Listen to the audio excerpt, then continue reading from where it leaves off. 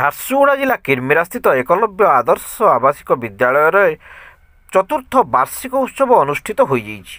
ବିଦ୍ୟାଳୟ ପ୍ରଧାନ ଶିକ୍ଷକ ଅରବିନ୍ଦ ସିଂଙ୍କ ସଭାପତିତ୍ୱରେ ଆୟୋଜିତ ଉତ୍ସବରେ ଅତିରିକ୍ତ ଜିଲ୍ଲାପାଳ ବ୍ରଜବନ୍ଧୁ ଭୋଇ ମୁଖ୍ୟ ଅତିଥି ଭାବରେ ଯୋଗଦେଇ ଦୀପ ପ୍ରଜ୍ୱଳନ କରି କାର୍ଯ୍ୟକ୍ରମକୁ ଉଦ୍ଘାଟନ କରିବା ସଙ୍ଗେ ସଙ୍ଗେ ଛାତ୍ରଛାତ୍ରୀମାନଙ୍କୁ ପାଠପଢ଼ା ସହ ଖେଳ, ନୃତ୍ୟ, ସଙ୍ଗୀତରେ ଭାଗ ନେଇ ସ୍କୁଲ, ଜିଲ୍ଲା ଓ ରାଜ୍ୟରେ ଗୌରବ ଆଣିବାକୁ ଆହ୍ୱାନ ଦେଇଥିଲେ।